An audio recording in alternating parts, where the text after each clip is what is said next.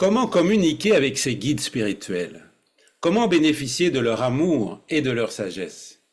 Et ne faudrait-il pas, pour y parvenir, s'affranchir de tous les grands mensonges imprimés, engrammés depuis des décennies dans nos esprits, mensonges devenus vérité à force de répétition? Restez avec moi. Dans quelques instants, le docteur et lanceur d'alerte Christian Thalschaller, médecin suisse pionnier de médecine holistique depuis 50 ans, auteur de plus de 60 ouvrages, édités chez Lanor, Vive Soleil, Guy Trédaniel, Marco Pieter, les éditions Ariane aussi, va nous expliquer, après son abduction à bord de mon vaisseau, comment nous pouvons toutes et tous, chacune et chacun, sortir du monde de la peur et de la soumission pour participer avec enthousiasme à la naissance d'une humanité consciente. Générique.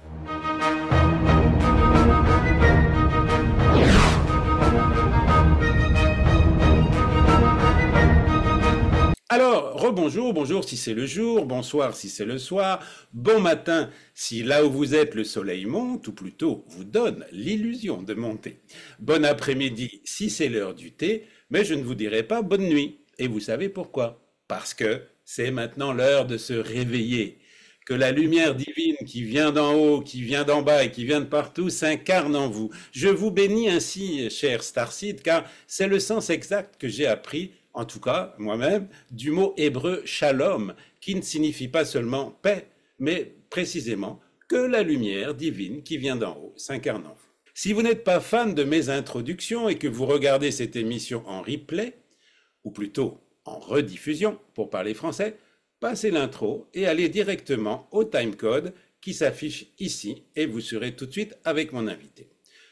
Pour ceux qui ne me connaissent pas, je suis Phil de One, 3 en 1, coach holistique double casquette, coach de voix avec un X, coach de voix avec un E, et sur ce média, chroniqueur de l'invisible. Ne quittez pas l'écoute, dans quelques instants vous allez en apprendre beaucoup plus que sur les chaînes concurrentes, soumises aux diktats de la censure de YouTube et infestées par la publicité. Car la deuxième partie de cette émission, qui autorisera Tal à se montrer politiquement incorrect, sera diffusée sur Dowan TV, hébergée par la plateforme Patreon, qui, elle, respecte le premier amendement de la Constitution des États-Unis d'Amérique. C'est pourquoi, tant que vous nous soutiendrez, par le truchement du petit frère du grand gaillard de Baba, du grand bavard de Gaza, du grand bazar de Gaïa, son petit frère, disais-je, hébergé sur Patreon, nous pourrons nous exprimer en toute liberté. Une liberté de parole de plus en plus menacée dans nos apparentes démocraties devenues, il faut bien le dire, des régimes totalitaires, décalqués de 1984 du roman prophétique de George Orwell. Alors, une petite incise. Je vous invite à regarder à ce sujet la conférence d'Idriss Aberkan, l'hyperdocteur, 3 fois docteur, et journaliste citoyen aux plus d'1 million d'abonnés, l'un de mes plus écoutés maîtres à penser pour sa conférence La liberté ou la mort. Je vous mettrai le lien dans la description. Chers écouteurs, chères visionneuses, chers followers et chers vrais lovers, aidez-nous à croître et à prospérer par vos pouces en l'air, vos abonnements, vos partages et vos commentaires et votre soutien. Pour le prix d'un café par mois, vous aurez accès à la deuxième partie de cette émission, sans filtre, sans coupure ni censure, grâce à Patreon, où vous pourrez visionner, en plus de la suite de cette émission, l'intégralité intégrale et complète de toutes les autres émissions, et ce, grâce à vos petites parts de colibri fraternels et solidaires.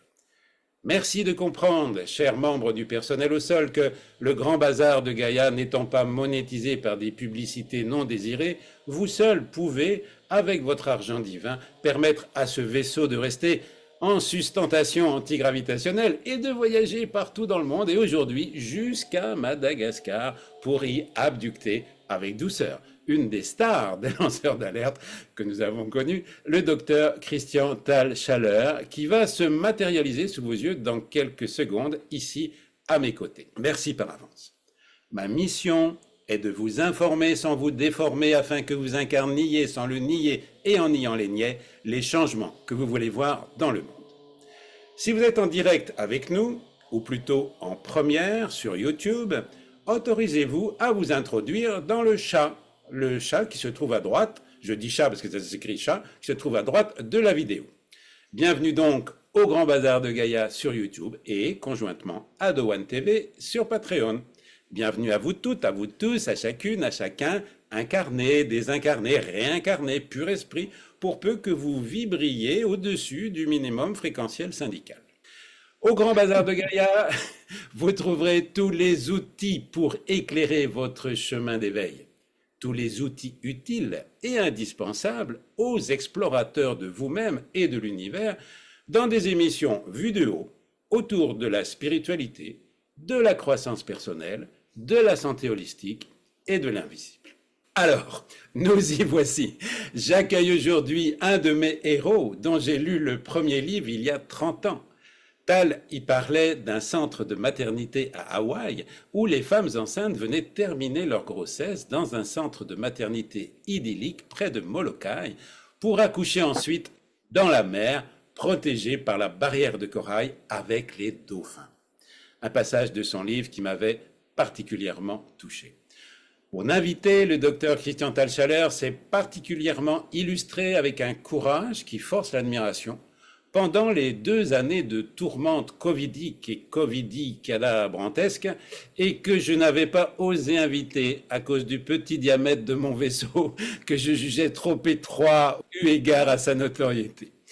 Et ne voilà-t-il pas que par miracle, il est tout de même arrivé jusqu'à moi, alléluia, et par mon intermédiaire jusqu'à vous. Je ne vais pas vous donner tous les titres des livres que Tal a écrits, plus de 60 comme je l'ai dit, mais je citerai quand même aux éditions Lanor, qui publie également mon livre, Vivez votre voix en pleine présence, petite pub perso en passant, Lanor donc qui a publié Enfin vivre sans lunettes, régénérer ses yeux c'est possible, Délivrez-vous de vos rhumatismes, l'extraordinaire efficacité de la méthode holistique, l'alimentation vivante, recettes pratiques, les bienfaits du jeu avec Kino le clown, viande et lait, des aliments dangereux pour notre santé et notre planète, psychothérapie spirituelle pour guérir les blessures du passé et s'ouvrir à la lumière du futur, communiquer avec ses guides spirituels, comment bénéficier de leur amour et de leur sagesse. Et chez Vive Soleil, ensuite, coédité avec Lanor, conseils pratiques à une jeune mère, entrez dans les mondes de lumière, développez votre vitalité avec Michel Joviaux, Sida, espoir, un panorama de toutes les idées reçues sur le sida, réalisez vos rêves par la pensée positive, pratique du jeûne holistique avec Johan Razanamae, que j'ai interviewé ici, et éloge de la folie douce, chez Guy Trédaniel maintenant, Paroles d'initié du temps présent, avec comme co-auteurs Alexandre Jodorowsky, Patrick Drouot, Paco Rabanne, Jacques Salomé, entre autres, et Le pouvoir des chamans, aux éditions Marco Pieter, Diététique du XXIe siècle, Vaccin, un génocide planétaire, pour une interrogation, je précise. Nous sommes tous des êtres multidimensionnels. Aux éditions Ariane, avec Marie-Blanche Degnaud et Joanne, Naissance d'une humanité consciente. Etc., etc., etc., etc., etc.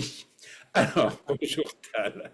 Merci d'avoir accepté mon invitation. Première question, question triple. Comment vas-tu? Peux-tu dire ton âge? Et jusqu'à quel âge comptes-tu continuer à nous accompagner avec ta belle humeur contagieuse? Tout à fait. Écoute, merci beaucoup pour cette introduction vraiment remarquable. J'étais vraiment très honoré de tous les compliments que tu me fais. Alors, moi, je suis maintenant à Madagascar depuis quelques mois. J'ai quitté la France et la Suisse et je suis venu ici, dans le sud malgache, où je suis très heureux parce que je suis débarrassé de tous les ennuis que j'avais eu en France avec le fisc, avec des tas de choses comme ça. Comme j'étais un lanceur d'alerte, j'ai eu beaucoup d'attaques et maintenant je suis en dehors de tout ça et je respire à plein poumon le plaisir de vivre. Mon âge, j'ai eu 80 ans il y a pas longtemps, il y a quelques jours, mais l'âge pour moi n'a pas beaucoup d'importance parce que ce que je crois, c'est qu'on a l'âge qu'on veut avoir dans la mentalité qu'on a. Parce que personnellement, il y a des secteurs dans lesquels je me sens plus jeune que quand j'avais 20 ans. J'étais complètement coincé. Donc ma liberté de vie est plus grande aujourd'hui que quand j'étais jeune, parce que j'étais jeune, mais j'étais comme ça. Parce que mon parcours a été le suivant. J'ai commencé par être un enfant très heureux jusqu'à 6 ans. Parce que je voyais des fées, je voyais des anges, des guides, je jouais avec eux. Je m'amusais comme un fou quand j'étais seul avec ses amis. Puis un jour, c'était merveilleux. J'ai une enfance vraiment de rêve. Puis à 6 ans, j'aurais dit, écoutez, je vais à l'école. On dit que j'ai trop d'imagination, que je dis n'importe quoi. Laissez-moi tranquille. Et du coup, ils se sont évanouis. Et de 6 ans à 24 ans, j'ai passé 18 ans dans le monde du cerveau gauche. Les examens, les études, travailler. Et pendant toutes ces années où j'étais un bon étudiant, je travaillais beaucoup, mais j'avais perdu la joie de vivre. Je ne savais plus rire ni pleurer. J'étais devenu coincé. Un bon fils de pasteur protestant, complètement rigide. J'étais rigidifié à fond. Et puis à 24 ans, j'ai eu cette espèce de déclic où je me suis dit, faut que je trouve autre chose. Et je suis allé à l'Institut Monroe aux États-Unis. Et Monroe, c'est celui qui a enseigné le voyage hors du corps. Alors, il nous mettait des casques avec des musiques, etc. Et le premier voyage que j'ai fait chez lui, je suis monté sur un plan lumineux et j'ai vu tous mes amis que j'avais quittés 18 ans avant qui m'ont dit sois le bienvenu Tal, quel bonheur de te retrouver. Parce que la beauté de ces êtres, que ce soit des guides, des anges, des ancêtres, ces êtres de lumière, c'est qu'ils ne sont pas interventionnistes. Si vous leur dites partez, ils partent. Ils n'imposent jamais rien parce qu'ils sont là pour nous soutenir. Ils ne sont jamais là pour dire tu dois faire ça. Mais le drame, c'est que souvent à cause de l'éducation, on a perdu cette connexion. Et moi, je l'ai perdu. De 6 à 24 ans, mon cerveau droit ne fonctionnait plus. J'étais dans un moulinette. Alors, j'ai beaucoup de problèmes liés au stress. Et puis, quand j'ai retrouvé le contact avec ces êtres merveilleux, de bonheur, j'ai pleuré pendant 3 jours. J'étais en extase. Parce que c'est comme si je m'étais réconcilié avec la vie. Je pouvais à la fois être un être de matière, mais j'ai retrouvé le contact avec ma partie spirituelle. Et c'est ça qui m'a amené peu à peu à la médecine holistique. Médecine holistique, c'est qu'au début, j'étais un généraliste classique. Et puis un jour, je me suis rendu compte que la médecine que j'avais apprise à la faculté, c'est voir de quoi les gens sont malades, faire un diagnostic, et ensuite leur donner un traitement qui va les maintenir malades toute leur vie. C'est vrai, vous voyez un diabétique, on pourrait lui dire, vous savez, en 3 semaines ou 4 semaines, avec du jeûne et des jus de légumes, vous pouvez guérir votre diabète. Non! On dit insuline à vie. Alors pour Big Pharma, c'est merveilleux, mais c'est de la folie. On a complètement perdu le sens que toute cette médecine de Big Pharma est une médecine de symptômes. Elle efface les symptômes, elle enlève les tumeurs, enfin, elle agit sur des symptômes, mais elle n'agit pas sur les causes. Et alors, quand j'ai découvert ça, j'ai commencé par m'intéresser aux autres médecines. J'ai fait l'acupuncture, la médecine ayurvédique, médecine des Mayas, des Aztèques. Je me suis intéressé à toutes ces médecines ancestrales qu'on peut regrouper sous le terme de chamanisme. Parce que le chamanisme était tout ce qu'il y avait avant les religions et les médecines structurées. Alors, je me suis intéressé à ça et j'ai trouvé ça passionnant. Parce que j'ai découvert des moyens de soigner les gens qui n'étaient pas toxiques. Et enfin, je respectais le principe d'Hippocrate, le primum non nocere. C'est-à-dire que j'utilisais pour mes patients des choses qui n'allaient pas les polluer. Parce qu'avant, vous savez, comme médecin, j'avais toujours peur, vous prescrivez de l'aspirine. Vous savez qu'une personne sur 10 va faire une hémorragie. Et quand vous lisez les notices des médicaments, il y a de quoi être terrorisé. Et Oui. comme médecin qu'on fait des ordonnances, on vous annonce que votre patient est à l'hôpital, vous vous dites, mais je suis un assassin, ça ne va pas ce que je fais. Donc, je me suis tourné vers ces médecines non violentes. Et ça m'a passionné. Puis après quelques années de pratique de tout ça, j'ai fait un pas de plus. J'ai dit à mes patients, après 7 ans, j'ai dit à mes patients, écoutez, si vous voulez continuer à être des patients et moi le médecin qui fait tout, j'arrête. Je ne veux plus soigner des malades, je veux être un éducateur de santé qui va vous donner et vous enseigner les outils pour que le médecin, ce soit vous et pas moi. C'est ce que Schweitzer avait appelé le médecin intérieur. Parce qu'on disait au grand docteur Schweitzer, comment se fait-il que vous entendez bien avec le chaman guérisseur du coin?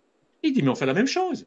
Chacun à sa façon, nous réveillons le médecin intérieur qui est en chacun. Et ça, c'est une compréhension fondamentale. C'est que la guérison de n'importe quelle maladie ne vient jamais de l'extérieur. Croire que c'est tel traitement ou tel magnétiseur ou médecin spirituel, c'est faux. C'est toujours le corps qui fait le travail de se guérir. Mais le corps, qui a une sagesse colossale, un corps humain, c'est des milliards de réactions chimiques à la seconde, des millions de cellules qui naissent et qui meurent toutes les semaines. Enfin, c'est incroyable, un corps humain d'intelligence. Alors, croire que la maladie, c'est juste une catastrophe, ça m'est tombé dessus, j'ai attrapé un rhume, c'est une idée idiote. La réalité, c'est que toute maladie est une forme que le corps fait pour se dépolluer.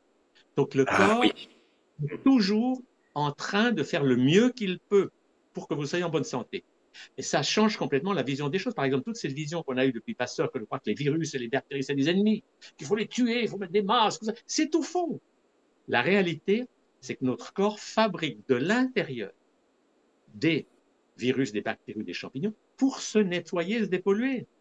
Donc, nous avons dans notre corps plus de virus et de bactéries que de cellules. Donc, on ne peut Oui, pas y échapper. Il y en a partout. Mais on peut, le système immunitaire est là pour régler tout ça. Et pour faire que voilà. quand le corps est trop empoisonné, eh ben, il va déclencher une maladie aiguë ou un cancer pour se aller dans le sens de la dépollution. Et Mais le oui, drame c'est de la ça. médecine moderne, c'est que la maladie, c'est comme un symptôme, c'est une ampoule rouge allumée au tableau de bord. Je vais chez le garagiste, il y a une ampoule allumée. Si le garagiste dit, mais pas de problème, j'enlève l'ampoule, partez. Vous dites, mais Voilà. mon garagiste, il est fou. Mais c'est ce que font 80 ou 90% des actes médicaux. On supprime des symptômes sans s'occuper d'où ils viennent. Alors là, je suis entré dans cette compréhension de ce que j'appelle la médecine holistique. J'ai rien inventé, c'est la médecine qui est depuis des millénaires là. C'est s'occuper du corps physique, du corps émotionnel, du corps mental et du corps spirituel. On peut en mettre d'autres, on peut mettre le corps éthérique en plus, mais 4, c'est déjà pas mal. Oui, oui, L'idée, c'est que comme un cheval a 4 pattes, la santé, c'est que les 4 corps puissent fonctionner en harmonie. C'est cette vision que j'ai. C'est qu'il faut donner aux gens. Alors, mon rôle, depuis maintenant plus de 50 ans, c'est de donner aux gens les outils c'est ça. élaborés depuis des millénaires pour qu'ils puissent apprendre à se prendre en main. Parce que le grand drame de notre société, c'est que la médecine avait toujours été un rapport d'être humain à être humain. Un médecin ne donne pas la même substance à tout le monde. Si comme médecin, je disais, ah, j'ai un patient qui a mal à la tête, aspirine à tous, et on le mettrait en prison, c'est de la folie. Mais c'est ce qu'on a fait depuis l'ère des injections. Pour ne pas Oui, prononcer de oui, c'est qu'on a dit tous pareils. Et l'Empire qui a créé ça, qui est le premier empire planétaire, il a dit tous les êtres humains la même chose. Or, c'est une ineptie, parce que chaque être humain est différent. Et c'est aujourd'hui, ça. on a toutes les preuves scientifiques. Exactement comme il y a des groupes sanguins, on n'a Oui, pas tous le même sang, il y a des groupes leucocytaires qui font que le système immunitaire de l'un n'est pas le système immunitaire de l'autre. Donc, donner à tous la même chose, vous savez, c'est d'une folie incroyable. C'est comme si je disais, vous savez, la pointure moyenne des Canadiennes, c'est le 39. Toutes les Canadiennes ont le 39. Mais il y en a beaucoup qui ont mal aux pieds. Parce que la médecine ne peut pas être comme ça. Et cette espèce de médecine qu'on a créée, tous pareils, tous les mêmes traitements, Big Pharma, c'est un monde complètement délirant et qui n'a pas de base scientifique. Moi, c'est ce qui m'a passionné là-dedans. Comme j'ai une formation scientifique, j'ai cherché et publié toutes ces études qui montrent que tout ça, ça marche pas. Les effets secondaires des médicaments et des injections sont dramatiques et que c'est pas ça qui va amener la santé. Et aujourd'hui, on a la preuve que plus les pays sont médicalisés, plus ils sont malades. C'est c'est incroyable. ça. Moins Oui, les on pays a les riches. chiffres. Excuse-moi, je te coupe. Oui, c'est vrai, on a les chiffres d'ailleurs des États-Unis. C'est une catastrophe, Oui, puisque avec la malbouffe, l'espérance de vie enfin, oui, oui, l'espérance de vie a chuté. L'espérance de vie a chuté. Alors, je t'arrête juste un petit peu parce qu'on va faire plein de, voilà. On va parler d'abord beaucoup de ce livre que j'ai là et que j'ai adoré, hein.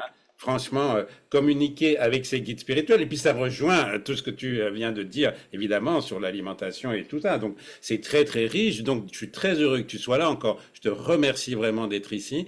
Et voilà, et d'être réussi à monter dans mon vaisseau par abduction sans dommage. Bon, et c'est pas la première fois qu'on va se voir, je peux te le dire, parce que là, tu vois, what.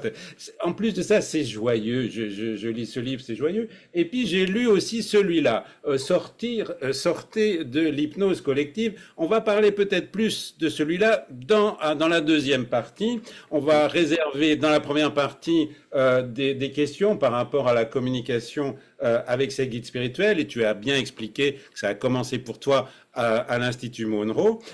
Et alors, pour donner plus de rythme à cette interview, j'ai préparé voilà, un petit jeu de cartes. Donc, il y a une quarantaine de cartes ici.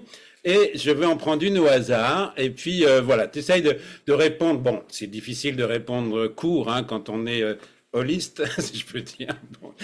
Mais, puisque tout est dans tout et réciproquement, comme disait Pierre Dac. Mais je vais prendre une carte et puis on va voir. Allez, c'est quoi ça? Oh, c'est une carte rouge. Alors là, c'est pour tout à l'heure, c'est pour la deuxième partie. Ça parle des médicaments chimiques. On verra ça après pour parler plus librement. On en prend une autre. La voici. Alors, en général, les Occidentaux ont-ils une hypertrophie du cerveau gauche par rapport aux Asiatiques et aux Africains? C'est une excellente question, parce que tout le problème est là. C'est que toute notre éducation est cerveau gauche. L'école, l'université, c'est que du cerveau gauche. Et on tue le cerveau droit. Si un enfant rêve, on dit arrête, ce que tu imagines, ça n'existe pas. Et le matérialisme, c'est cette espèce de religion du cerveau gauche, où on ne croit que ce qui est rationnel, logique, soi-disant prouvé scientifiquement, c'est le cerveau gauche. Et c'est vrai que la plupart des gens, je ne dirais pas qu'ils ont une hypertrophie, mais ils ont une hyperfonctionnement du cerveau gauche. Ils passent leur temps à tourner en rond, gna, gna, gna, gna, dans leurs problèmes, et il n'y a pas de solution. La clé, et ça c'est ce que je trouve passionnant, c'est que la clé pour se délivrer de l'enfer du cerveau gauche, c'est la gestion émotionnelle. C'est que si vous voulez sortir du ta, ta, ta, oui, mais, non, mais, etc., il faut prendre une émotion négative et la lâcher. Et les émotions négatives, il y en a pas 36, c'est la peur, la colère et la tristesse. Après, on peut mettre d'autres mots. Mais en gros, il faut apprendre à lâcher nos peurs, nos colères et nos tristesses. Et nous avons un modèle merveilleux pour ça, c'est l'enfant de 3 ans. Parce Voilà. qu'à 3 ans, un petit enfant, il ne peut pas garder son émotion parce que comme il est connecté avec son corps de lumière, il est guidé du dedans. Il n'obéit qu'à lui-même.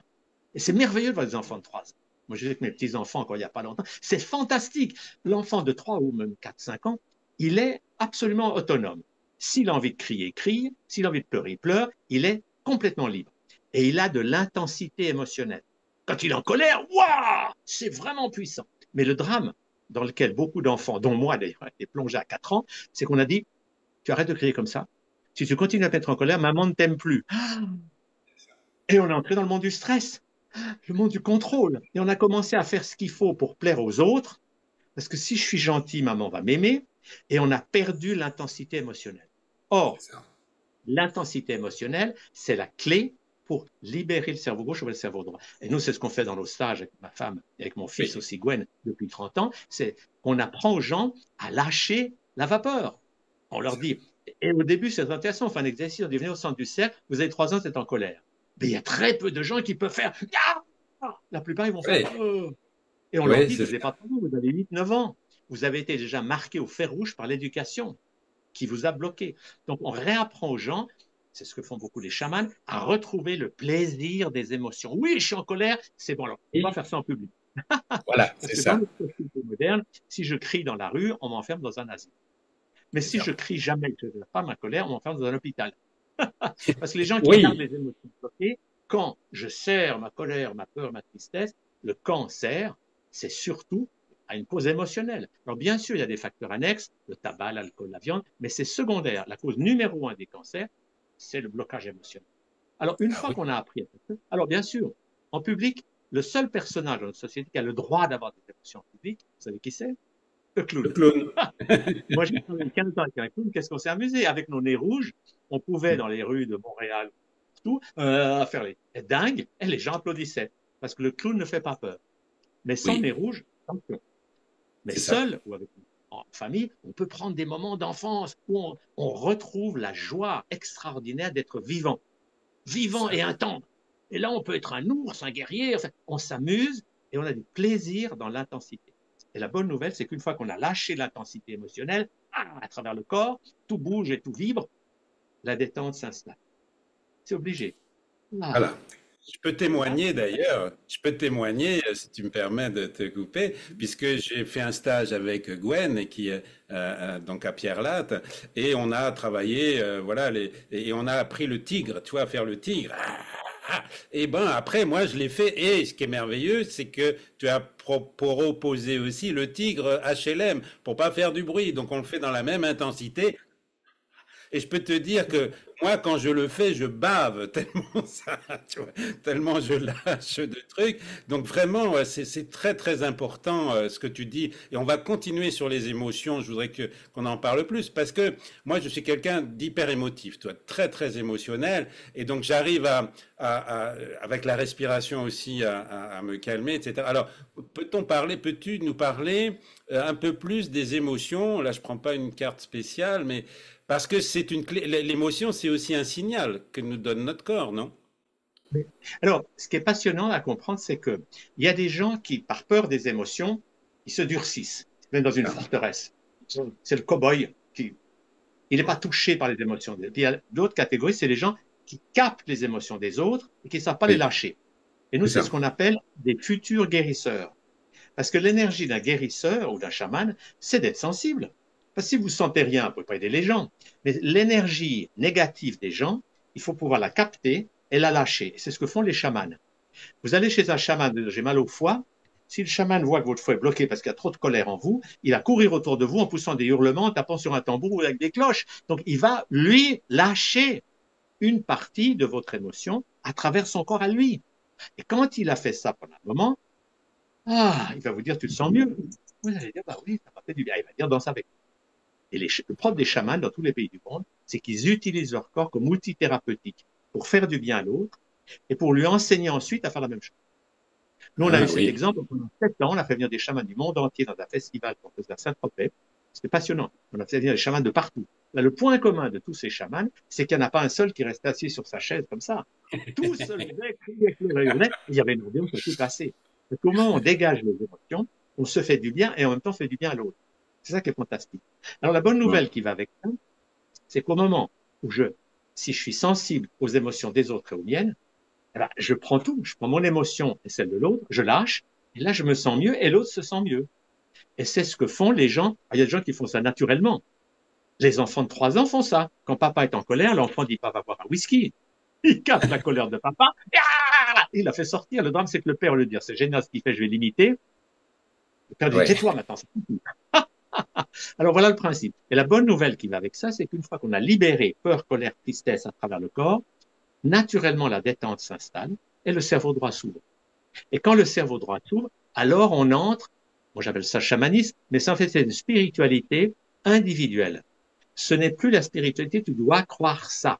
Parce que la Oui, religion te dit ça. Ça, c'est les religions qui ont dit tu dois croire ça, tu dois croire que Dieu s'appelle Allah, et si tu ne l'appelles pas Allah, je te tue. On a tué des millions de gens au nom de religion dogmatique. Alors que dans le chamanisme, on dit je te fais lâcher tes émotions, je t'aide à faire ça, comme si je prends mon tambour pour avoir un son agréable, et toi-même, avec ta conscience, ton cerveau droit s'ouvre et tu voyages. Et c'est là que les gens font des expériences de type spirituel. Ils vont rencontrer leurs parents défunts ou des guides, ils vont vivre des choses qui sont à eux. Et si après quelqu'un leur dit ouais, je ne crois pas, ils diront c'est normal. Tant que tu n'as pas fait une expérience, ben, c'est normal de oui, ne pas y croire. Et sûr. moi, ce qui m'a passionné dans ce monde-là, c'est que dans ma pratique, j'ai eu beaucoup de gens au début qui avaient des pathologies qui avaient résisté à toutes les thérapies. J'étais à Genève, les gens de l'argent. Alors, ils avaient fait la médecine classique, ça n'avait pas marché, ils avaient fait l'acupuncture. Bref, ils avaient un panorama, un, un parcours étonnant et ça n'avait pas suffi. C'était toujours, il y a toujours quelque chose qui n'allait pas. Alors, je leur disais, écoutez, puisque rien n'a fonctionné, on va aller voir dans votre inconscient. Et c'est ce que j'ai appelé la psychothérapie spirituelle. C'est que j'emmenais les gens en voyage chamanique, je leur faisais d'abord lâcher leurs émotions, détendre sur le canapé, et puis je les emmenais en voyage.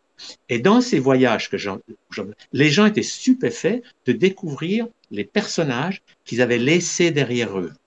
Parce que ce qui se passe, c'est que quand on vit une situation émotionnellement trop difficile, ça peut être dans l'enfance ou dans une autre vie, parce que quand on comprend qu'il n'y a que le corps physique qui meurt, c'est évident que le corps émotionnel, le corps mental, le corps spirituel sont immortels. Donc nous sommes immortels et éternels. Donc la peur Voilà. de la mort est ridicule. Il n'y a que le corps physique qui meurt. Alors, quand j'emmenais les gens comme ça en voyage dans le passé, ils trouvaient eux-mêmes des personnages qu'ils avaient laissés en plan. Et c'est passionnant à comprendre parce que souvent ces personnages, tant qu'on ne va pas les chercher, ben, ils essayent d'attirer notre attention. Si Oui, j'enferme mes 5 enfants dans la cave, je suis dans mon salon, tout va bien, mais les enfants qui sont malheureux, ils disent, mais si seulement ils pouvaient comprendre que j'ai besoin de lui. Et ils vont dire, ah, mais je vais peut-être lui donner une maladie, ou je vais peut-être lui faire sentir ma colère ou mon désespoir. Et souvent, des émotions qu'on a ne viennent pas ou peu du présent, mais viennent de ces personnages qui essaient de nous attirer dans leur souffrance pour qu'on aille les délivrer. Et c'est un hmm, travail passionnant. Alors là, le travail d'ailleurs est simple à faire, c'est qu'on va retrouver, on va visualiser un personnage, et puis on va l'aider. Mais pour l'aider, il ne faut pas juste lui donner de la lumière et de l'amour. Il faut d'abord voir son émotion, ensuite se relier à lui. C'est donc la phase, par exemple, si on voit une victime qui est dans son cachot, comme ça, j'en peux plus. Alors si vous dites à la victime, tu es en colère, elle dit non, non, je suis pas de colère, moi, je suis impuissant, seulement, je peux rien faire. Ah, tu crois que tu n'as pas de colère? Ben, attends un peu. Je capte ta colère et je la lâche. Je me vois en train de lâcher ta colère. Si je fais ça, au bout d'un moment, la victime se sent mieux. Et à ce moment-là, je lui dis, danse avec moi. Et une fois que j'ai appris au personnage à libérer ses émotions, eh ben, je fais un cadeau, je l'envoie dans la lune. La technique est simple. Elle met Est-ce deux que c'est là, catégories. excuse-moi de te couper, est-ce que c'est ça qu'on appelle les sous-personnalités psychoactives, c'est ça? Oui, c'est Alors, ça. les sous-personnalités créatives, ou SPPA, ça c'est tout un SPP. enseignement qui était surtout apporté par Joanne. Parce que Joanne, ma chère épouse, il y a une trentaine d'années maintenant, son frère a été assassiné à Madagascar. Elle était dans tous ses états. Elle voulait retrouver les assassins. Tout d'un coup, son frère lui est apparu en lumière et il lui a dit, écoute, on va écrire ensemble un livre sur tout ce que j'ai vécu après la mort. Et le livre s'appelle La mort n'est jamais un accident, qui est suivi de Voyage dans les mondes de lui. C'est des livres incroyables. Parce qu'il raconte en détail comment, après sa mort, il reste bloqué dans le bas astral, pour commencer, et toutes les émotions négatives, comment, en libérant ses émotions, il en sort, et après, il monte dans les mondes de lumière, et il donne tout un enseignement à Joanne sur les SPPA, sous-personnalités psychoactives, c'est-à-dire ce qu'il a apporté, et après c'est les guides qui ont continué cet enseignement, c'est que nous ne sommes pas un bloc, nous sommes un peu comme une fleur à des pétales, nous sommes constitués de plusieurs personnages. Et le problème, c'est que pour être heureux, on ne peut pas avoir trois personnages qui prennent toute la place et les autres qui sont bloqués. Par exemple, dans le livre que Johan a fait sur les personnages intérieurs, la première partie, elle explique ça. Et la deuxième partie, c'est passionnant. C'est des récits de gens qui, depuis l'au-delà, voient la vie qu'ils viennent d'avoir, mais avec un regard de tendresse, mais ils voient là où ils étaient bloqués. J'en ai un C'est ça. exemple. Il y a un banquier suisse. Il dit, ouais, moi, dans mon homme d'affaires, ouais, j'étais vraiment bien. Mais mon enfant, je le laissais jamais jouer. Et quand C'est mon ça. enfant m'a filé un autoctus pour dire qu'il existait, j'ai pas compris le message. Donc, nos personnages, c'est passionnant à comprendre, c'est que chacun a besoin de s'épanouir. C'est ça. L'enfant en jouant, l'artiste en créant, l'homme d'affaires en gérant les problèmes financiers, le thérapeute en faisant du bien aux gens. Enfin, nous avons comme ça toute une couronne de personnages qui sont, qu'il faut laisser vivre dans le présent, mais certains sont bloqués dans le passé. C'est ça. Et toutes nos peurs sont des mémoires. Ça, c'est passionnant à comprendre. OK. Toutes nos peurs sont des mémoires. Par exemple, une peur que moi je vois souvent, c'est ce qu'on a beaucoup dans nos stages, c'est des gens qui s'intéressent à la guérison, médecine naturelle et tout, mais ils ont peur parce qu'ils ont la mémoire d'avoir déjà été dans une autre vie guérisseur ou thérapeute et d'avoir fini sur un bûcher C'est ça. au bout d'une corde. Donc leur mémoire, c'est dangereux parce Ah qu'ils oui. ont des souvenirs ou des gens qui ont des peurs inexplicables. Je prends un exemple. Moi, j'avais un patient comme ça. Il avait peur de voir un tableau peint à l'huile. C'est Ah curieux comme bon? symptôme. C'est bizarre. Ouais. Quand je vois un tableau peint à l'huile, je me sens vraiment mal. Symptôme incroyable. Pourquoi ça? Oui. Il dit l'aquarelle, pas mal. Alors, quand on est allé dans le passé, il a découvert qu'il avait été un grand peintre du Moyen Âge, riche et célèbre, mais qui jugeait les autres comme des nuls. Or, et ça c'est une grande leçon que nos guides nous expliquent, on est sur Terre pour apprendre l'amour. Et la première chose pour aimer, c'est de ne pas juger. Dès qu'on juge quelqu'un ou soi-même, le jugement, c'est du non-amour. Au lieu de dire l'autre est immature, on dit il est mauvais. Et ce jugement, c'est comme un boomerang qui revient qu'une expérience. Et dans le cas de cet homme, il était très arrogant et très supérieur, et ces gens qui méprisaient un jour l'ont empoisonné. Et il est mort en maudissant la peinture. Il a dit c'est un Wow. con, ne parlons pas. Et du coup, la peinture était insupportable. Il a libéré ce personnage en visualisation, il l'a fait monter dans la lumière, et après il a pris un pinceau, il s'est mis à peindre. C'est un grand. Alors, il me faisait rire, je l'ai rencontré il n'y a pas très longtemps. Il disait, je peux simplement pas dire aux gens, j'étais un tel, parce que ça ferait vraiment orgueilleux. Alors je dis, je fais des stages. Excellent. Nous avons des talents qui ont été bloqués par une expérience douloureuse. Ou ça peut être un enfant qui se sent seul et qui dit, la vie n'a pas de sens, j'y arriverai jamais. Il reste. Et après, on a beau faire des tas d'efforts, donner de la paix, et rien ne marche. On dit, mais pourquoi dans ma vie, j'ai que des échecs? Mais parce que cet enfant, il dit, tant que tu viens pas me chercher, je vais pas te laisser réussir. Donc, ce travail de remonter dans le temps, c'est facile à faire. Moi, j'ai fait comme ça, c'est sur mon site. Ça s'appelle Voyage de psychothérapie spirituelle. Et les gens peuvent l'acquérir pour 6 euros sur leur ordinateur. Et ils vont s'entraîner à voyager pour trouver peu à peu, guidés par eux-mêmes, les personnages qui sont restés bloqués. Et c'est un travail que je trouve passionnant parce que c'est complémentaire à tout ce qui est médecine naturelle. Voilà. Mais D'ailleurs, je peux témoigner, excuse-moi, je coupe encore. Je peux témoigner puisque quand j'ai fait un stage avec Gwen Clapp, on a travaillé effectivement sur nos sous-personnalités psychoactives et je me suis aperçu que je mettais toujours la même personnalité en avant. C'était le coach, celui qui sait, qui va, nanana. Et puis, mais mon enfant intérieur, justement, il voulait, voilà, il était vraiment enfermé sous l'escalier, tu vois.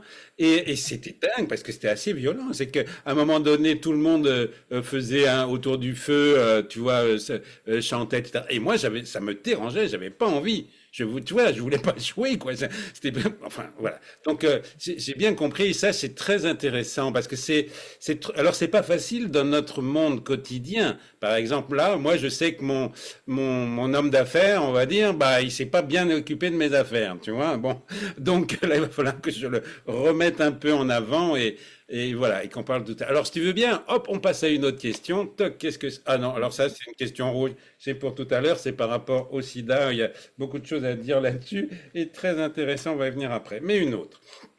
Ah, y a-t-il... Ah oui, on revient à Madagascar.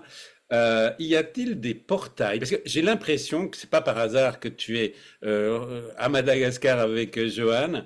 Est-ce que tu es pas en train de créer un oasis de lumière, quelque chose? Mais c'était pas tout à fait la question. C'était est-ce qu'il y a des portails ou des sites sacrés à Madagascar? Est-ce qu'il y a quelque chose de spécial où tu es? alors, le côté que je trouve absolument passionnant à Madagascar, c'est que c'est un pays pratiquement intouché. Il n'y a pas de civilisation. Il n'y a pas d'usine, il n'y a pas de chimie. On va au marché, il n'y a pas de pesticides. Parce que les gens vivent, faut pas oublier que c'est le deuxième pays le plus pauvre du monde. Les gens vivent avec moins de 2 dollars par jour. Donc il y a une pauvreté colossale, mais en même temps, il n'y a pas les défauts de la richesse. Alors, la chance que les Malgaches ont, c'est qu'être pauvre au soleil, c'est beaucoup plus facile que d'être pauvre là où il fait froid. Parce que, parce qu'on a beaucoup moins de besoins. Mais ça donne, et là, il y a une qualité, par exemple, il y a des baobabs, il y a une faune, une flore, absolument incroyable. Madagascar est un pays d'une richesse, à la fois avec des animaux qui existent nulle part ailleurs, comme les lémuriens, avec des arbres comme les baobabs qui sont, nous on a une forêt de baobabs, c'est fantastique. C'est des arbres d'une puissance. Et puis il y a toute une végétation et puis des paysages qui sont, on va dire, vierges. Vierges, les influences, ils ne sont pas des autoroutes partout, des feux verts. Donc la nuit, on voit encore les étoiles parce qu'il n'y a pas de pollution, il n'y a pas de chemtrails ici. Enfin, c'est un pays que je trouve béni des dieux.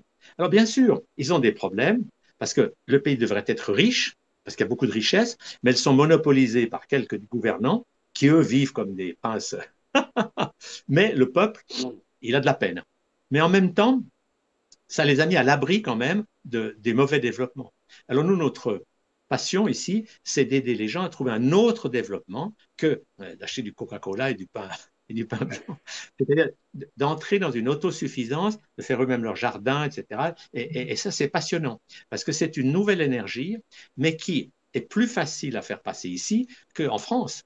Parce qu'en France, les gens ont tellement d'habitude à changer que c'est difficile. Ah, Ici, ils ont peu, donc on peut leur amener des éléments pour qu'ils deviennent plus autonomes. Et c'est ça qu'on a beaucoup de plaisir à faire. Et il y a beaucoup, beaucoup d'énergie.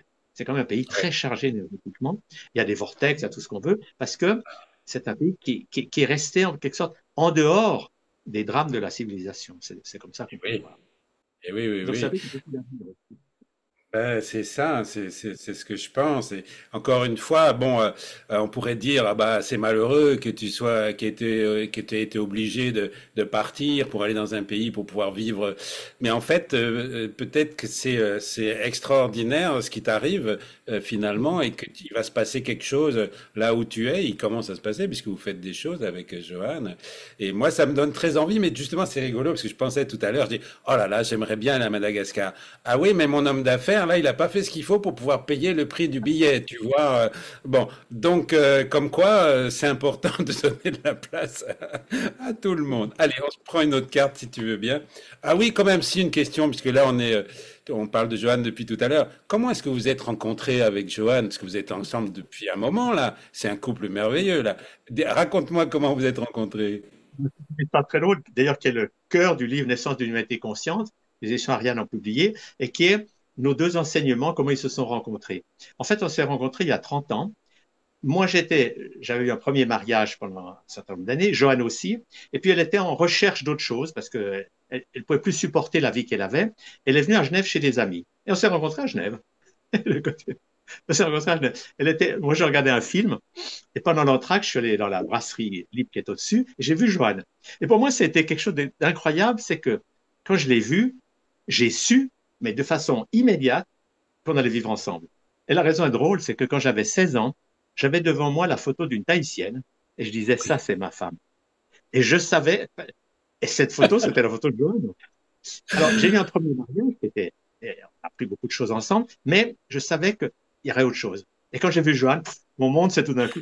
Donc, je savais qu'on allait être ensemble. Mais en même temps, on a mis du temps à s'ajuster parce qu'on était oui, très différents. oui, oui. Moi, j'étais très farfelu à l'époque. J'étais très chemise à fleurs. Enfin, j'étais un peu olé olé. Et John était très strict. Donc, au début, on n'était pas bien alignés. Mais peu à peu, c'est là que c'est merveilleux, c'est qu'on a appris à apprendre l'un de l'autre. Et moi, j'ai apporté à Joanne ce que j'avais, mais elle m'a apporté toute une ouverture intérieure parce qu'elle, son côté médium et chaman, est très puissant. Donc, elle me montrait d'une manière vraiment rapide mes SPPA déséquilibrés. Parce que ça, c'est une qualité. Elle voit autour de la tête des gens les sous-personnalités. Et Oui. elle peut dire à quelqu'un tout de suite qu'est-ce qu'il y a en lui qu'il ne veut pas voir et qu'il met de côté. Et qui cache. Alors moi, John m'a montré mes côtés despotiques, mes côtés macho. Enfin, et au début, c'était dur, mais c'était passionnant parce qu'on a pu peu à peu dégagé tout un enseignement qui est un enseignement de complémentarité de nos facettes masculines et féminines, et puis de compréhension de tous ces personnages qui sont en nous. Et c'est passionnant. Après, Gwen s'est ajouté à notre équipe. Gwen, Oui, c'est le fils biologique de Johan, mais c'est mon fils spirituel. Et eh pendant, oui, je pense, quelques années, on a enseigné beaucoup ensemble. Parce que on a les mêmes enseignements de base, c'est-à-dire la santé naturelle, ce qu'on peut appeler la naturopathie, c'est-à-dire le jeûne et l'alimentation vivante et tout ça, le travail sur les émotions, l'ouverture aux autres mondes, c'est le chamanisme, et la découverte de tous ces personnages qui sont en nous, par le jeu et par des techniques qui sont qu'on n'a pas inventées, mais qui sont des techniques de libération. Parce que le grand problème de beaucoup de gens, c'est qu'ils sont bloqués, coincés dans une prison mentale, émotionnelle et physique qui s'appelle le résultat de leur éducation.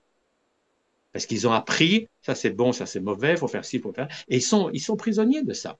Et nous, ce qu'on apprend aux gens, c'est à retrouver la joie de vivre de l'enfant de 3 ans. eh oui. Et ça, c'est l'enseignement de tous les grands sages. Jésus l'a dit, le royaume des cieux, qui est l'ouverture spirituelle, est pour ceux qui redeviennent de petits enfants. Eh C'est oui, clair. c'est ça. Et on ne peut pas dire, oui, je médite avec mon enfant intérieur, ça ne suffit pas. Il faut être un enfant. Et au Oui. moment où on est un enfant, on libère les émotions et ça nous ouvre les portes d'autres mondes. C'est ça qui est Ah oui. passionnant. Oui, tu vois, le jeu, là, c'est très, très important. Moi, c'est marrant parce que tu parlais aussi de l'âge etc. Et moi, je me suis jamais senti aussi jeune depuis que j'ai 70 ans, tu vois, c'est incroyable. Donc, et j'ai le goût du jeu. Et d'ailleurs, justement, là, toi, voilà, je t'emmène dans un vaisseau et je joue de plus en plus, tu vois, avec l'imaginaire, avec tout, etc. Ouais, ouais, votre enseignement est fabuleux. Donc, bien entendu, il va y avoir tout le site, etc. En dessous pour que tout le monde puisse y aller. Alors là, il y a une carte qui est venue aussi parce que bon, bah, ça fourmille dans toute ton œuvre hein, et dans n'importe quel bouquin. Il y a tellement, tellement d'informations intéressantes. Là, il y a une question qui m'est venue intéressante aussi parce que à propos du sommeil, hein, parce que je me suis tellement passionné pour cette chaîne à un moment donné que je travaillais comme un fou et j'ai fait un burn-out. J'ai vraiment fait un burn-out parce que je dormais 4 heures, 5 heures par nuit, ça me suffisait. Bon. Et après, et là en ce moment, je dors plus, je me couche très tôt, mais je me lève très tôt, tu vois, 4 heures, 5 heures du matin, j'adore être levé avant le début du soleil. Mais, et tu dis à un moment donné, vous pouvez diminuer votre sommeil de 50%. Alors, comment on peut faire ça? Est-ce que c'est pas dangereux? Est-ce que tu peux développer? Non, alors, nous, on avait mis ça en place à une époque, j'avais un grand groupe qui s'appelait la Fondation Soleil à Genève, et j'avais entendu Lily, qui s'occupait beaucoup des dauphins, du communiquer avec les dauphins, et qui parlait justement cerveau gauche, cerveau droit, et lui, il nous avait dit, vous avez besoin d'1 heure et demie de sommeil par nuit, ça, c'est le sommeil paradoxal, là, il faut dormir. Mais le reste, les 3, 4 ou 5 heures, vous pouvez ne pas les avoir en vrai sommeil, mais en voyage intérieur. Alors, ce qu'on avait fait contre l'équipe, à l'époque, j'avais 50 employés, donc on avait une grande équipe, c'est que pendant un mois, personne ne dormait plus qu'une heure et demie. Et pour Wow. dormir, on avait un caisson d'isolation avec de l'eau salée. Il allait dans le caisson pendant une heure et demie et c'était sa nuit. Et le reste du temps, il dormait pas, mais quand il se sentait un peu fatigué, il lâchait ses émotions, il s'allongeait un moment, il faisait un voyage. Donc, il se nourrissait de choses magnifiques sans passer par le sommeil. Et du Wow. coup, on a vu que pendant un mois, on avait pu tous dormir qu'une heure et demie de vrai sommeil profond. Et que le reste, on le faisait en voyage. Alors moi, ce que j'enseigne aux gens, c'est simple, c'est si vous dormez pas, au lieu d'être là en disant, oh, faut que je prenne une pilule, non, voyagez. Et quand tu ouvres ta conscience et que tu voyages, et ça, ce qui est merveilleux chez l'être humain, c'est que la conscience, elle est extraordinairement mobile. Et au moment où tu fermes les yeux, tu dis, je dors pas, mais j'ouvre ma conscience, et tu la laisses s'agrandir. Et tout d'un coup, tu deviens la planète, tu deviens la galaxie, tu entres dans des états de conscience modifiés, et là, c'est là que tu entres en contact avec tous les êtres spirituels. Parce que la bonne nouvelle, c'est que les êtres spirituels, tant qu'on est dans le cerveau gauche, j'y crois pas, etc. Bon. Et au moment où je me détends, et tout d'un coup, je vais sentir qu'il y a des présences. Et là, je vais sentir qu'il y a des êtres magnifiques qui sont là et qui m'aiment. Alors, j'ai pas besoin d'avoir des détails, leur nom, ça c'est, non, mais je sens leur présence. Et dès que quelqu'un sent la présence des êtres spirituels, sa vie change. Parce qu'il n'est plus Hmm. jamais seul, il n'est plus Oui. jamais désespéré, parce qu'il sent la présence réconfortante de ces êtres. Et il y a une méditation que je fais faire, qu'on peut donner en quelques mots, c'est quand quelqu'un veut ouvrir ça, c'est de s'imaginer, il lâche ses émotions d'abord, et ensuite il s'imagine qu'il devient tout petit garçon, petite fille, la grandeur qu'il faut pour aller dans une fleur. J'entre dans un coquelicot, enfin sur un coquelicot, dans une gentiane, sur une orchidée. Je fais le contact avec une fleur. Et là, je sens que la fleur elle-même, parce que les fleurs sont des êtres d'amour, elles me donnent à travers ses couleurs, la douceur de ses pétales, ses parfums, elles me donnent tellement d'amour que, waouh! Et quand on se sent aimé par une fleur, on peut entrer dans ce que mes guides ont appelé le secret des fleurs, leur secret magnifique. C'est que si les fleurs sont si jolies, si rayonnantes, si pleines d'amour, si généreuses, c'est pas seulement parce qu'elles savent extraire des molécules de la terre et les transformer éclairées du soleil en pétales et en parfums, mais c'est parce qu'elles se sentent aimées. Wow. Autour des fleurs, il y a des fées qui dansent, il y a des lutins qui leur font des révérences, il y a des anges qui agitent des ailes. Bref, elles sentent l'amour des êtres spirituels et c'est cet amour qu'elles transforment en substance, en couleur, en parfum. Et quand on sent que la fleur nous aime, alors tout d'un coup, notre conscience s'ouvre que nous aussi, comme les fleurs, nous sommes aimés. Wow. Ah, et se sentir aimé, ça change complètement la vie. Parce Ouais, que écoute, dès c'est qu'on une très belle méditation, excuse-moi, ouais. Très belle méditation, je vais le faire. Qu'est-ce que c'est beau. Rien qu'à t'écouter, là, j'étais parti dans les fleurs. Tu vois. l'idée est simple, c'est que moi, ce que j'enseigne, c'est ne croyez rien d'intellectuellement. Parce que C'est ça. croire ou pas au vide, c'est des débats complètement stériles. La clé, c'est apprenez à ouvrir votre conscience et à peu élargir votre horizon et à sentir des réalités non matérielles. Parce qu'on Ouais. voit que la matière, c'est une petite bande de fréquences, mais il y a des Oui. milliers d'autres fréquences. Pour donner qu'un C'est exemple, les animaux perçoivent des tas de fréquences qu'on ne perçoit pas. Les chiens perçoivent des vibrations que les êtres humains ne captent pas. Donc, on s'ouvre à, avec notre cœur ouvert, à entrer dans cette notion, il y a des êtres qui m'aiment, waouh! Et quand on se sent aimé, la vie est beaucoup plus facile. Et le propre de tous ces êtres qui nous entourent, c'est qu'ils n'imposent jamais. Oui, Ils disent c'est ça. jamais, c'est pas bien ce que tu fais, arrête maintenant. Ils n'ont pas de jugement possible parce qu'ils n'ont pas d'intellect actif. Ils nous aiment tout le temps, quoi qu'on fasse. Même si vous dites je ne tue 20 personnes, ils vont dire bah oui, c'est une expérience. Mais ils n'ont pas de jugement. Mais ils vont tranquillement, avec amour, nous guider pour aller vers plus de conscience. Parce que par exemple, on a tous eu ça dans notre vie, c'est quand vous êtes dans votre plexus solaire, les autres, je m'en fiche. Donc là, je suis un guerrier, je peux tuer tout le monde. Je n'ai pas la conscience de ce que je fais, que ça peut faire du mal. Et quand j'ouvre mon cœur, tout d'un coup, je vois ça autrement. Je dis, mais ce que j'ai fait, c'est horrible. Et souvent, on bloque le guerrier dans les caves en disant, plus jamais ça. Et on devient non-violent pacifiste, mais le guerrier, il est là, il souffre. Alors que ce qu'il faut, c'est libérer ce guerrier en lui disant, ta force est magnifique, mais je vais t'apprendre à danser ta colère sans plus couper des têtes. Et un Oui. guerrier qui guérit, c'est l'énergie d'un guérisseur. Donc Ouais. c'est passionnant. Et ce travail, c'est la libération de, de choses qui ont été mal vécues et qu'on peut Ouais. retrouver et libérer, mais avec un mode d'emploi différent. C'est que si je dis bien mon guerrier, c'est plus pour sacrer tout le monde. Je C'est reviens, bien. oui, Oui, pardon. je t'écoute. Oui, je reviens à ce livre parce que ça m'a vraiment fait beaucoup de bien de le lire. Donc, franchement, achetez-le là parce que c'est, voilà, il y a tout. Et puis, c'est bien pour ma communauté, pour, voilà, qui est très branchée, évidemment, avec l'invisible, hein, bon. Mais, j'ai envie de dire aussi, pour pouvoir communiquer avec l'invisible, il faut déjà bien communiquer avec soi-même, hein. Donc, bon, voilà. Voilà. C'est un côté passionnant. C'est que, d'ailleurs, c'est ce qu'enseignent au départ toutes les religions, disent Oui, tu ne tueras point. C'est le premier ça. commandement. Et nous, on s'est mis à dire oui, tu peux tuer ton ennemi et tuer les animaux. C'est tout faux. Pour respecter.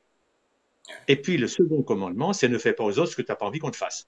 Voilà. Et là, tu as mis dans ce livre, c'est magnifique parce que il y a un tableau où tu dis, je sais plus où il attend, bouge pas, j'avais mis un truc, voilà, un tableau ici, euh, christianisme, islam, judaïsme, brahmanisme, bouddhisme, confucianisme, taoïsme, zoroastratisme, je dirais, zoroastrisme, pardon, voilà. Et à chaque fois, ils disent la même chose. Alors justement, tu as une question là par rapport aux religions, puisque donc ça, c'est magnifique, parce qu'effectivement, ce qu'il faut, c'est prendre l'essence de toutes les religions et pas rentrer dans des dogmes. Et j'ai découvert que tu avais un père pasteur protestant, bon, et une maman aussi qui était encore plus royaliste que le roi, là, si j'ai bien compris. Et toi, t'en es où finalement? Bon, je connais la réponse plus ou moins, mais t'en es où avec les religions? Voilà. Non, alors je dis simplement que le drame des religions, c'est qu'elles ont codifié, structuré d'une manière qui rend les gens dépendants de l'extérieur. C'est un prêtre ou c'est un pasteur qui va te dire la vérité. Et quelque part, non, il faut aller directement. Dieu est à l'intérieur, il faut apprendre à communiquer avec lui. Et communiquer avec Dieu à l'intérieur, c'est communiquer avec son corps de lumière. Et c'est tout le chemin, c'est de sortir de tous les dogmes, qu'ils soient religieux, qu'ils soient les morales, qu'ils soient enfin, tout ce qu'on a appris, qui nous empêche de connecter notre source intérieure. Et l'idée, c'est qu'au moment où je suis relié à mon corps de lumière, je fais ce que je sens qui est juste pour moi et pour le monde. Et moi, j'ai eu la chance de voir vivre des peuples qui vivent sans conflit et sans maladie. C'était une grande leçon dans ma vie. C'est que quand j'étais jeune médecin, que je faisais toutes ces médecines un peu différentes, un patient vient me trouver, puis il me dit, docteur Chader, vous intéressez à la santé, venez avec moi voir vivre un peuple qui vit sans conflit et sans maladie. Moi, je lui dis, mais arrêtez, vous dites n'importe quoi, tout le monde est malade sur cette planète, on mange trop, les autres pas assez. J'y crois pas. Le patient m'a dit, ah, oui, docteur Chalère, vous faites exactement ce que vous reprochez aux médecins de l'hôpital. Ils disent que toutes vos techniques, la médecine chinoise, ça n'existe pas. Donc, ils prétendent que ce qu'ils ignorent n'existe pas. Vous êtes en train de faire comme eux. Là, j'ai eu la foudre. J'ai dit, mais c'est vrai. J'aurais dû vous dire, je ne sais pas. Oui. Ah, il me dit, bravo, vous avancez vite. Et alors? J'ai dit, ben, je vais aller voir. Et j'ai eu la chance pendant à peu près 25 ans d'aller voir un certain nombre de ces peuples qui ignorent les conflits, qui ignorent les maladies. Et les deux points communs que j'ai trouvés chez ces peuples qui vivent loin de la civilisation, ils vivent heureux, ils ne tuent pas les animaux, ils respectent le peuple animal, et puis émotionnellement, dès qu'ils ont une émotion négative, ils la lâchent tout de suite, même devant les gens. Ils crient, ils pleurent, ils ont un bon coup, et après, donc comme ils ne stockent ni peur ni colère, le reste du temps, ils sont comme un enfant dans l'amour. Donc, c'était un grand enseignement. Et dans ces peuples, personne ne donne l'ordre à quelqu'un d'autre. Ça Ah oui. n'existe pas. Si jamais un enfant dit, maman, qu'est-ce que je dois faire? La maman dit, tu vas dedans, tu te relies à ton corps de lumière, tu sauras. Donc, chacun est guidé du dedans pour constamment faire ce qui est bon pour lui et bon pour les autres. Bon pour le groupe, bon pour l'humanité, bon pour tous les êtres vivants et bon pour la galaxie. Ils ont cette vision que dans tout ce qu'ils font, ils sont guidés de l'intérieur. Donc, il n'y a pas de loi, il n'y a pas de chef, il n'y a pas de police, il n'y a pas tout ce que nous, on a dû développer pour mettre des cadres. Et les gens vivent avec une puissance harmonieuse incroyable. C'est splendide. Dans, Moi, je me suis dans quel régalé. pays, dans quel pays tu as trouvé ces tribus? J'ai vu les Hunza au nord de l'Inde, j'ai vu les Huichols au Mexique, les habitants des îles Samoa, d'autres en Indonésie. Enfin, j'en ai vu un certain nombre, mais le point commun, c'est qu'ils sont tous en dehors de la civilisation et ils n'ont pas tout ce que nous, on croit indispensable, des lois, des trucs. Eh oui. Et ils ont cette philosophie de vie magnifique. Par exemple, j'étais aux îles Fidji et quelqu'un me dit, c'est vrai que chez toi, les bûcherons coupent l'arbre, il y en a d'autres qui transportent l'arbre et d'autres qui construisent la maison. Et je dis, oui, chez nous, c'est comme ça. Ils disent, qu'est-ce que c'est ennuyeux? Nous, on va tous dans la forêt, on coupe tous les arbres, on les transporte tous et on construit tous la maison. On s'amuse tout le temps. Ah, Ou un autre magnifique. exemple, j'étais chez les Lichols et j'en vois qui répare son toit. Et le loi de Salut. Je lui dis, mais tu ne demandes pas aux autres de t'aider? Il dit, non, c'est pas comme ça chez nous. Il dit, moi, je suis sur mon toit, je chante, je m'amuse. Et comme j'ai une bonne vibration, il y en a d'autres qui arrivent. Ils ont envie de faire avec moi. Donc, ils ne font que ce qu'ils aiment faire dans la joie et dans le plaisir. Il n'y a jamais d'ordre. C'est Waouh, impressionnant. c'est Alors, nous, on a du impressionnant. chemin à Ouais. faire. Oui. Il y a du Mais chemin à faire. ils ont maintenu, ce qui est beau, c'est qu'ils ont maintenu vivante sur la planète la tradition de qui nous sommes vraiment. Nous sommes des êtres de lumière et nous avons à apprendre l'autogestion. Je fais ce que je sens qui est juste pour moi et pour les autres, mais je n'obéis plus à personne. Est-ce que Ouais. l'obéissance à autrui est la mère de plein d'ennuis? On va en parler dans quelques minutes. Là, je vais te poser juste une autre petite question, et puis on va passer sur Patreon. Donc, on va dire au revoir tout à l'heure. On a encore quelques minutes à mon audience de YouTube, et puis on va passer sur Patreon. On va continuer, bien sûr. Alors, petite question. Oui, tu parles de l'alimentation, beaucoup très intéressant, le jeûne, etc. Et moi, j'ai fait justement, j'avais des problèmes tellement d'argent que je me dis, tiens, mais après tout, pourquoi je ne fais pas un jeûne? Comme ça, j'ai pas besoin d'acheter pour bouffer. Bon. Et j'ai fait un jeûne hydrique, donc uniquement avec du liquide, oui, des tisanes, mais même des jus de légumes, etc. Tu vois, des jus, je me suis fait des jus. Et j'ai fait ça pendant 3 semaines et j'ai effectivement vécu ce que tu dis, c'est-à-dire que tout à coup j'ai eu une vitalité mais incroyable. Tu vois, j'allais à la piscine, je faisais 20 longueurs, là j'en ai fait 30. Je dis mais qu'est-ce qui se passe? En plus de ça, je faisais une économie de papier toilette parce que j'avais faisais plus caca, parce que j'avais plus de liquide. Bon, bref, je dis mais c'est génial. Et alors, peux-tu nous parler un peu mieux du jeûne parce qu'il y a des gens qui pensent que c'est dangereux, que ta. Voilà, quelques mots sur le jeûne. C'est comme tout. Le jeûne, qui est en train d'avoir beaucoup de succès maintenant dans pas mal de pays, en Russie, par exemple, ils ont vu qu'avec le jeûne, ils soignaient les gens de Tchernobyl irradiés beaucoup mieux qu'avec toutes les autres thérapies. Donc, en Russie, ça s'est bien développé. Et puis, il y a eu des gens un peu partout dans le monde qui ont vu que le jeûne est fantastique. Parce que dès qu'on jeûne, la clé est simple. C'est que comme le corps n'a plus toute son énergie consacrée à digérer des aliments, eh bien, il a de l'énergie pour réparer ce qui doit être réparé. Et il se dépollue à une vitesse grand V et énormément de tumeurs disparaissent en 3 semaines. Enfin, tout ça, c'est fantastique parce que le jeûne, ça doit être la thérapie numéro un quand quelqu'un est malade. C'est ce que font tous les animaux. Un animal malade ne mange plus. Et le corps a l'énergie de se réparer. Et le drame de beaucoup de gens, on les mène à l'hôpital et ils mangent 3 fois par jour, ce qui est une catastrophe. Déjà, s'ils mangeaient une fois par jour, ça serait bien, mais le jeûne, c'est ce qu'on appelle le jeûne intermittent, mais c'est des choses à explorer. Et le côté passionnant du jeûne, alors ça demande évidemment d'y aller par paliers. Parce que si vous passez du steak frites au jeûne, vous ne vous sentez pas bien. Ouais. Donc il faut que des paliers décrescendo, manger des fruits, des légumes. Et ensuite, le jeûne, nous on appelait le jeûne holistique, c'est que si, en même temps que vous jeûnez, vous libérez vos émotions, le jeûne est très facile. Parce que vous n'êtes pas dans un jeûne crispé, je mange plus, je souffre. Non. Vous dansez, vous faites de la créativité artistique, vous écoutez de la musique, et là, le jeûne est très facile.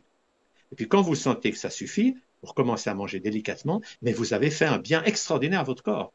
Et moi, en Oui, 50 ans, je peux dire que j'ai vu des milliers de gens avec des maladies pas possibles guérir par le jeûne. Parce que c'est vraiment ce qui devrait être la thérapie numéro un. Et dans mon livre qui s'appelle Artisans de leur guérison, je raconte des histoires de gens qui se sont guéris de maladies gravissimes.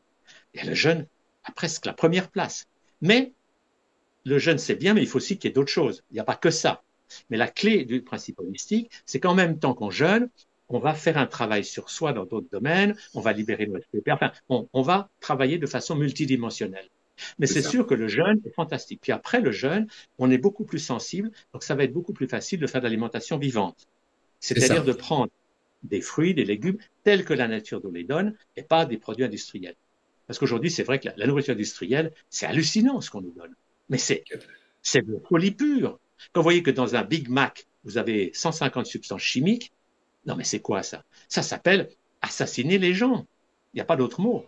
Et avec les injections et les aliments, c'est devenu un génocide planétaire. Donc il faut sortir de là, il faut retrouver le plaisir d'avoir des choses naturelles. Moi, par exemple, je suis ici à Madagascar, depuis 3 jours, je mange que des mangues, parce qu'elles sont mûres. Mais quel régal! Ah, parce que les choses naturelles sont porteuses de vitamines et d'enzymes que n'ont pas les produits cuits ou les produits industriels. Donc c'est des choses à explorer, à découvrir. C'est Alors passionnant. écoute, on va s'arrêter sur les mangues là, merveilleux, puisque c'est le temps de passer sur Patreon. Donc je m'adresse à ma communauté. Là, je vous dis donc, si voilà, vous ne souhaitez pas payer un café avec un café au Grand Bazar de Gaillard, c'est pas grave, on va vous dire bye bye. Et puis pour ceux qui veulent bien nous soutenir, on va continuer cette passionnante interview sur Patreon. Allez, bye bye, à tout bientôt pour ceux qui nous suivent. Bye bye, ciao.